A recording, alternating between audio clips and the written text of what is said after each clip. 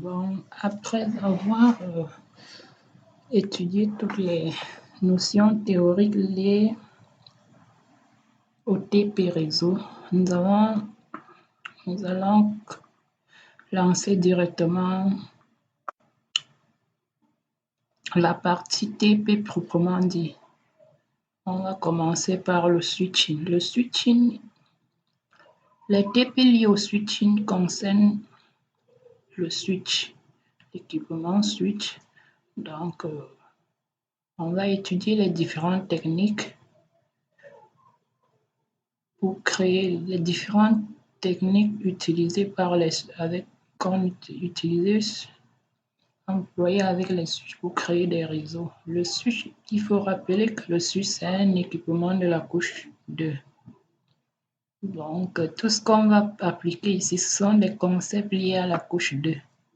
Les protocoles de la couche 2 seront utilisés. Bon, le TP1 que voici, je vais directement lancer. Je vais utiliser le packet tracer. Je vous invite à appliquer vraiment exactement chez vous ce que je suis en train de faire. De la même façon, vous allez appliquer pour réussir à implémenter chaque topologie.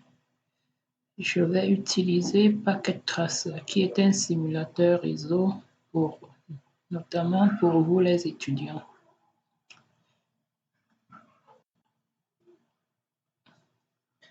Je vais appliquer mon switch, le switch 2960.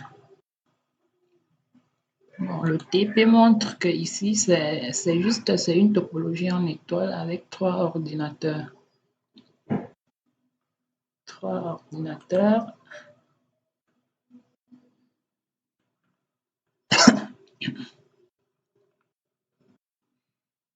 On va réaliser exactement ce que je vois là. Exactement, bon.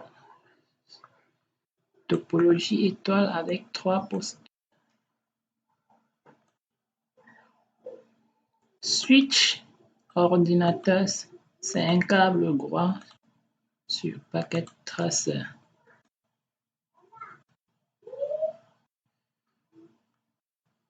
Câble droit sur Packet Tracer. Topologie en étoile. Bon, le switch, ça c'est le plus simple des réseaux. Donc avec un switch et des ordinateurs, on peut réaliser un petit LAN. Là, c'est un petit LAN simple. On reste au niveau 2 du modèle OSI, la couche liaison de données. Bon, je vais, conformément à cette architecture, je vais aussi placer, étant donné que vous êtes débutant sur Packet Tracer, je vais réaliser tel que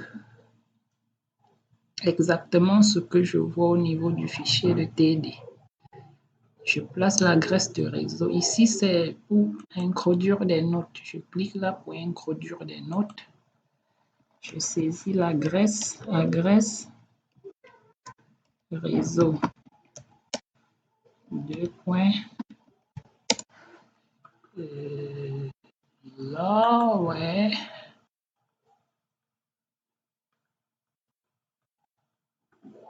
(192, 168, 10, 0/24).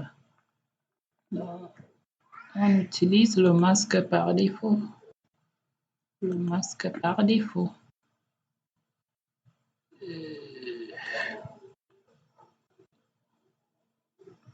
10, 20, 30. Le masque par défaut. 192, 168.10.10. Il faut rappeler que nous avons choisi pour ce premier TRP d'utiliser un agressage manuel, un agressage statique qui se fait manuellement. Nous aurons l'occasion de voir comment implémenter le service DHCP qui permet d'attribuer des adresses IP manuellement. Bon, je vais là aller attribuer l'adresse IP pour chaque machine. Pour cela, je viens dans Desktop.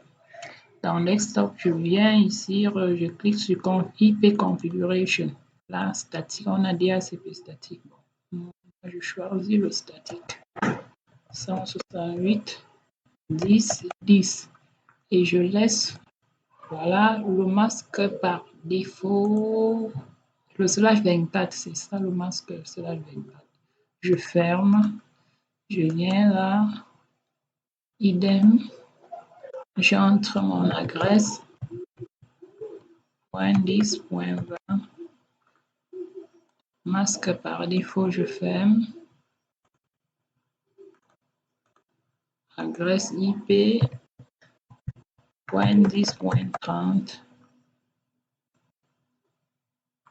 masque par défaut, je ferme. Bon, que dit le TP? Je crois le TP, j'ai oublié, représenter la topologie ci-dessus sur l'interface de travail de Packet Tracer. Déjà fait. Changer le nom de ce switch. Bon, je n'ai pas changé, je vais le faire maintenant en SW1. On change le nom du switch. Je double-clique sur le switch. Commande CLI. Dans CLI, Enable.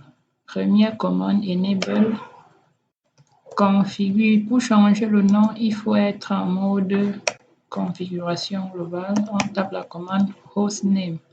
Hostname SW1. On m'a demandé de changer ça en SW1. Là, le nom était switch, le nom devient SW1 avec cette commande.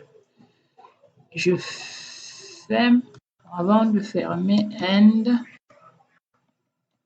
write memory pour enregistrer la configuration. Je ferme. Next question. Attribuer pour chacune des postes de travail une adresse IP comme indiqué ci-dessus. Déjà fait. Test de bon fonctionnement de la configuration en utilisant la commande ping. Allons-y tester. Je suis ici là. Je vais pinguer le .20. Là, je viens commande prompt. Ping 192.168.10.20. Là, ça marche. C'est bon.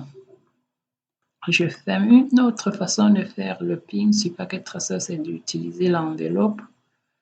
Nous avons les PDU ici. Je prends là, je mets. Là, ici, nous pouvons voir Successful. Je reprends. Là, là.